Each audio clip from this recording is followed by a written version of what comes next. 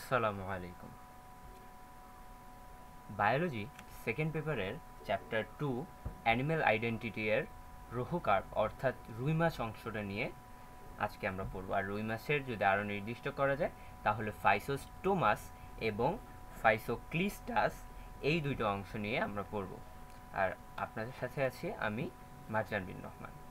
আচ্ছা, তো প্রথমে যদি আমরা ফাইসোস্টোমাসের দিকে লক্ষ্য করি তাহলে দেখব এই ফাইসোস্টোমাস শব্দটা আসলে দুইটা শব্দ নিয়ে গঠিত।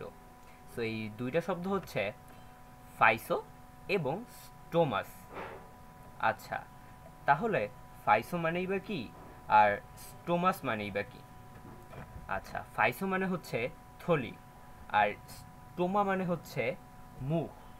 তাহলে ফাইসোস্টোমাস আসলে বোঝাচ্ছে এমন একটা থলি যেটার মুখ আছে। এবার যদি আমরা এর সংজ্ঞাটার দিকে লক্ষ্য করি তাহলে দেখব যে সকল বায়ুথলি নালীপথে অন্য নালীর সাথে যুক্ত থাকে তাদেরকে ফাইসোস্টোমাস বায়ুথলি বলে। আচ্ছা, আমরা যদি আগের স্লাইডে একটু ব্যাক যাই যে ফাইসোস্টোমা। আচ্ছা, তো ধরলাম এইটা একটা হচ্ছে পাইপ।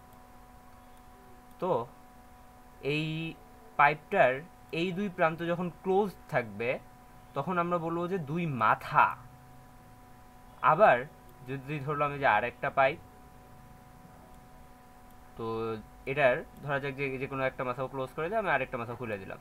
সো এই ক্ষেত্রে এটাকে আমরা বলবো মুখ। তো যখন বন্ধ থাকবে তখন আমরা সেটা বলতেছি মাথা, এবং যখন খোলা থাকতেছে তখন সেটা আমরা বলতেছি মুখ। আচ্ছা, এবার যদি আমরা যাই তাহলে দেখব যে যে সকল বায়ুথলি নালীপথে অন্য নালীর সাথে যুক্ত থাকে। তো আমরা যদি একটা আর কি হালকা রুই মাছের বায়ুথলি করার চেষ্টা করি তাহলে দেখব যে ওকে,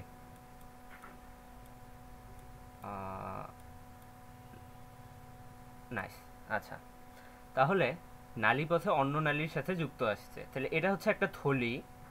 আর এই যে এইখানে যেটা আছে এটা হচ্ছে মাথা। তাহলে এটা থলি বোঝাচ্ছে আর এটা মাথা বোঝাচ্ছে, তার মানে ফাইসোস্টোমাস, এই মাথাটা খোলা আছে। তাহলে যে সকল বায়ুথলি নালীপথে অন্য নালীর সাথে যুক্ত থাকে তাদেরকে ফাইসোস্টোমাস বায়ুথলি বলে।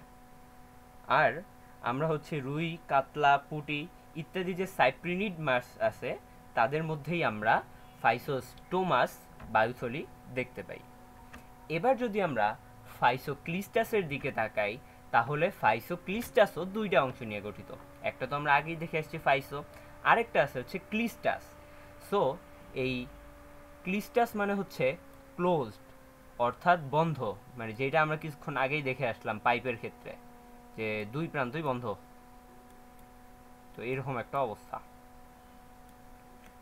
তো ফাইসো মানে তো থলি আর ক্লিস্টাস বা ক্লোজড মানে হচ্ছে বন্ধ, তাহলে এটা বন্ধ থাকবে।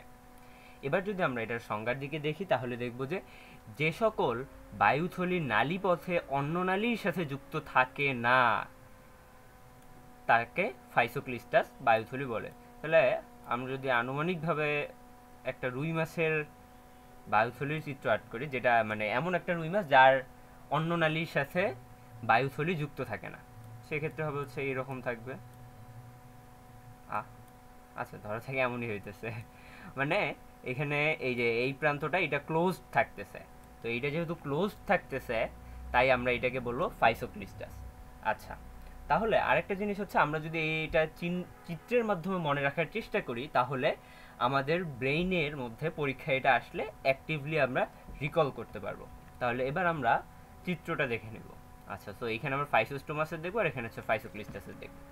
আচ্ছা, তো এটা হচ্ছে ফাইসোস্টোমাস। এটা ধরলাম যে আমাদের আসলে টম ভাই না, এটা হইতেছে রুই মাছের কোনো একটা বায়ুথলি। তো এটা হচ্ছে এমনে ধরে নিলাম যে অন্য নালীর সাথে যুক্ত আছে।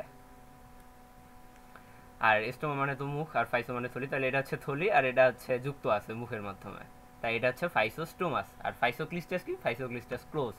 এই যে হচ্ছে আমাদের টম ভাই বা যিনি আমাদের এই ক্ষেত্রে হচ্ছে রুই মাছের বায়ুথলি, তার দাঁত সবগুলো বন্ধ, তার মানে ক্লোজড অবস্থায় আছে, এটা হচ্ছে ফাইসোক্লিস্টাস।